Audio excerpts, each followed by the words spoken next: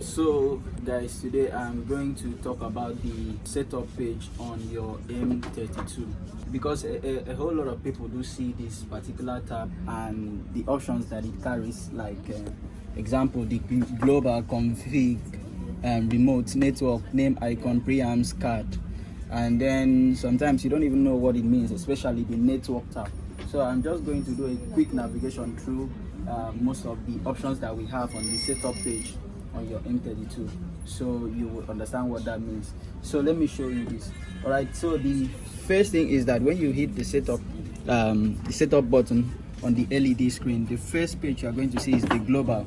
Okay, so what you see here is that you see a lot of options like firmware, SYS control, shutdown, reboot, and all of that. What this simply means is that for the SYS control, that's meaning system control, you can actually shut down the system, reboot the system, or you update firmware. Okay, so shutting down the system, now you can when you get to this particular tab using the scroll knob, you can press the go button and then you see you can safely switch off console now, meaning that you can switch it off from the back of the console.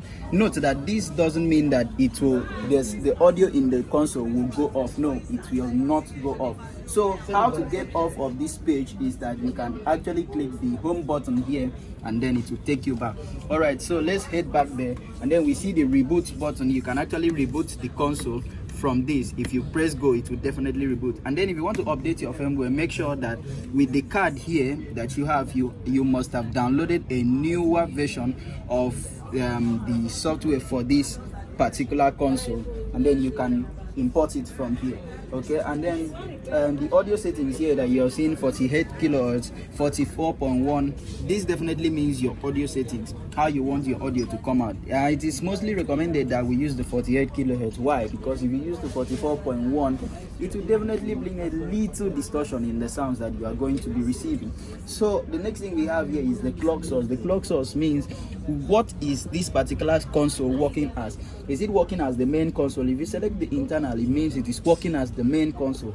If you select AS50A, it means it is receiving it is working based on what is receiving from AS50A. If you select AS50B, it means it is working from what is receiving from AS50B. If you also select expansion card, it means from the card routing on when you insert the card at the back of your console, it means this console will be working from that card.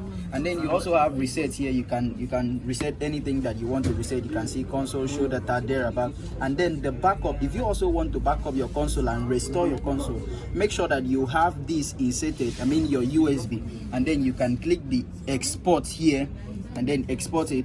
You can also click restore here.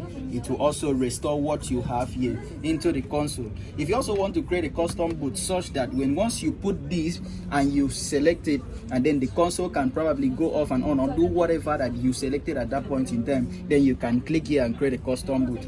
Thereafter, you will see the time and date. You use this to select your time.